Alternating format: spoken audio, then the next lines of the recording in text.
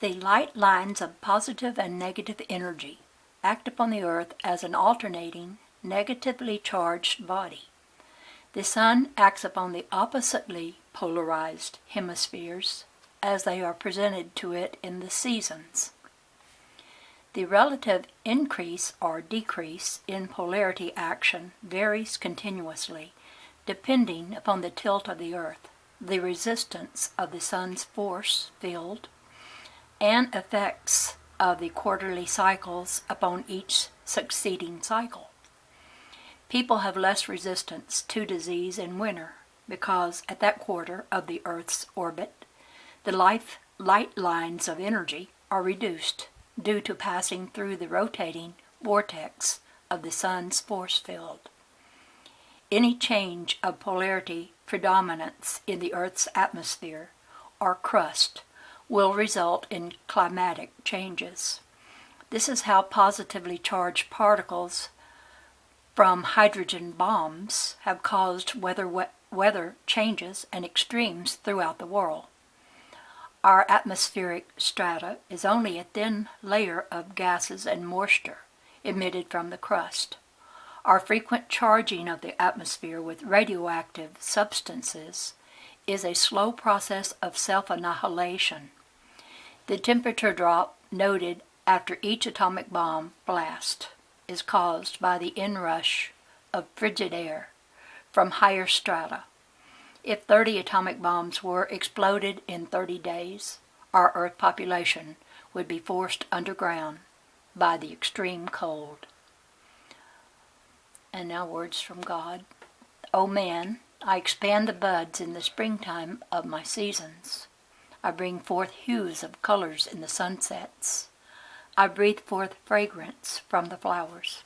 I build a nest. I surge with joy and love, that you may grow in unity and compassion.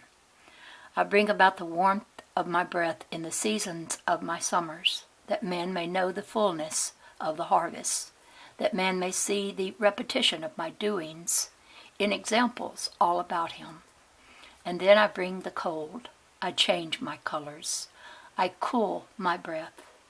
The leaves of me fall to nourish the soil, that once again I may come in the fullness of my springtime.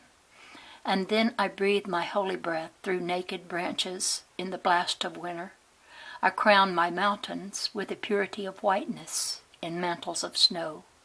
I freeze my rivers so that man may know the change that comes about in the seasons of my densities. I blast the breath of storm, and then I tire of cold and bring my seasons and cycles into repetition. My numberless worlds are there for man. The mysteries are there at hand to see, so man may know the me in thee. When he solves the problems of my doing, then I shall know he will grow in me. He will know with me eternity.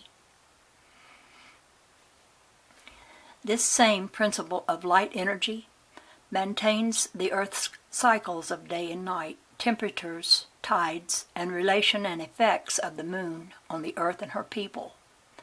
The sun does not emit light of itself. The sun transmits positively polarized force, which reacts upon the Earth because of its negative polarity. The moon is one of the bodies acting as a governor to the Earth. The Earth's tides are a fluid drive connection between the motor-generated battery Earth and the governor Moon. Gravity of the Moon has no effect upon the Earth. The only effect of the Moon upon the Earth is by polarity action on the Earth's force field and by interruption of the light lines of force. The Earth is surrounded by a self-generated force field. Nothing inside of the Earth's force field is affected by anything outside of it, except through the attracting or repelling effects of polarity in the lines of light energy or the sun. Gravity within the force field generated by any body is not subject to the action of any body outside the force field, unless the body outside of the force field is of opposite polarity. The moon and the earth are both of negative polarity, as are all humans in their physical substance, and all bodies that can be seen by reflected light. All negative bodies generate a positive force field, and all positively charged bodies generate a negative force field. Temperature is the result of light forces acting in opposition to each other. Magnetism is an effect of primary light energy in opposition, produced as a result of its interruption by any body. Electricity is an effect of magnetism in polarity opposition.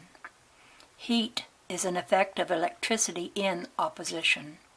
Contraction and expansion are opposite effects of heat or the lack of it.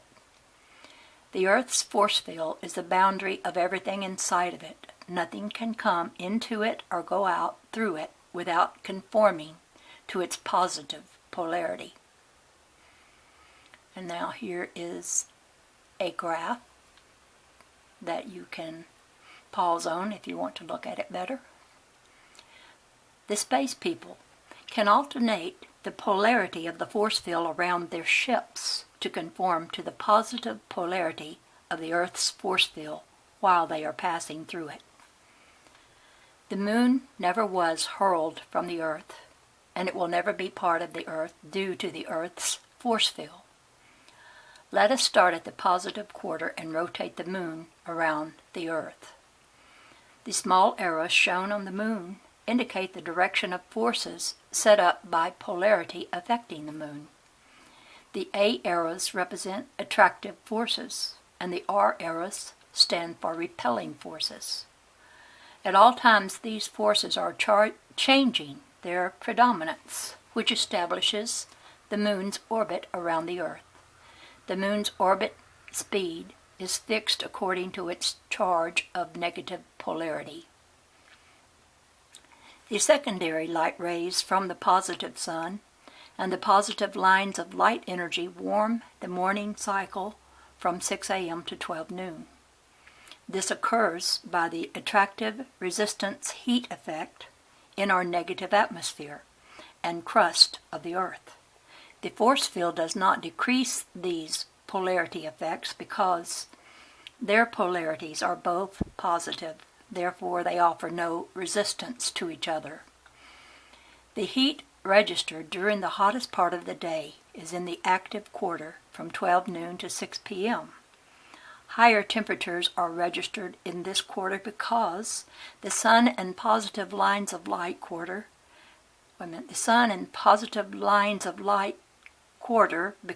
the sun and the positive lines of light energy are setting up attraction resistance within our atmosphere, and the negative lines of light energy are setting up repelling resistance.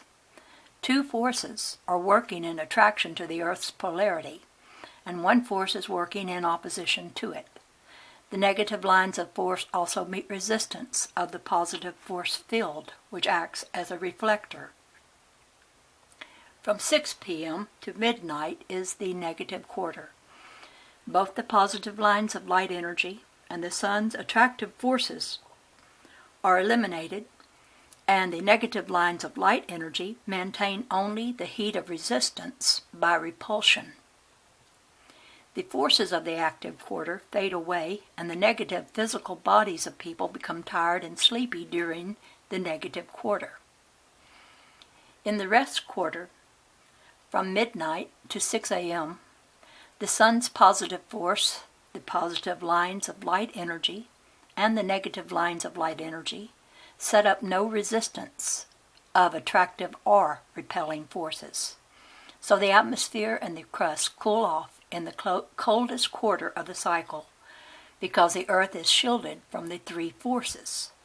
For the same reason, more people die from natural causes in the rest quarter than in the other 3 quarters combined.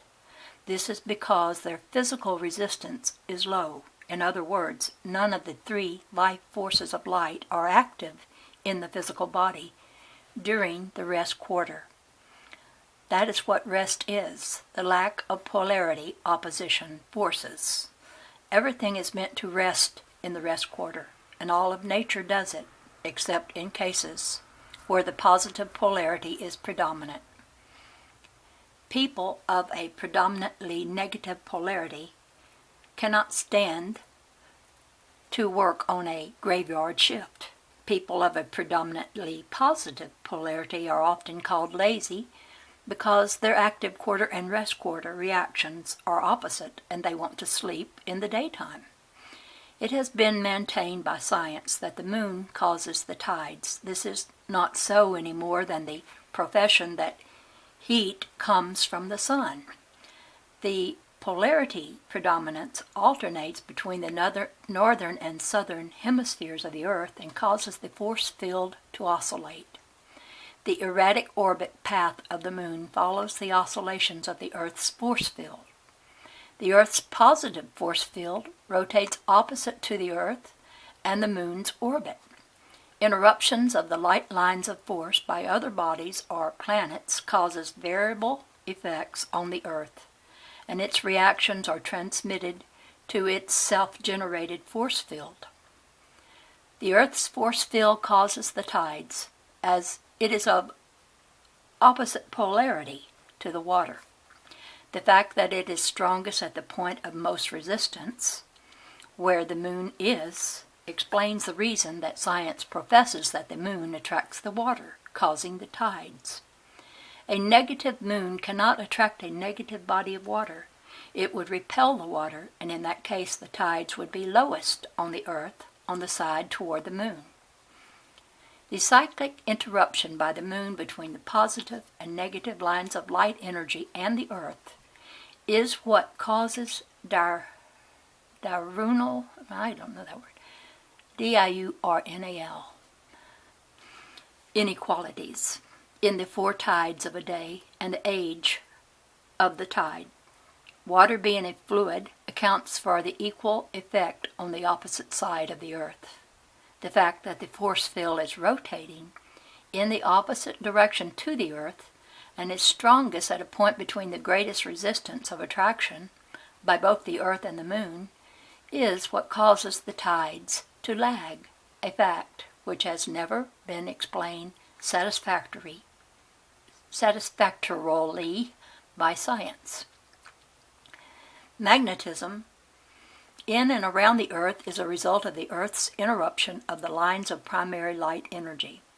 Electricity is the result of interruption of the Earth's magnetism by a generator. As the lines of primary light energy are in motion, any body that interrupts them will move according to its capacity and polarity charge. Electricity is the second byproduct of primary light energy. Magnetism is the first. Neither can exist without the other because they are both part of each other. In the drawing, we show only the positively charged core of the Earth, the insulation, the negative crust, and the negative atmosphere. Actually, these charged strata and insulating layers extend to strata around Mars and Venus. The drawing is made with the sun shining in the center of the active quarter from a 45-degree angle. The sun is the alternator that changes polarity predominance from one hemisphere to the other every 6 months. The A and R circles indicate the direction of the attracting and repelling forces. The negative primary light attracts the positive core in the negative quarter and repels the negative crust. The opposite is true in the positive quarter. These attracting and repelling brushes are changing position continuously as the Earth orbits.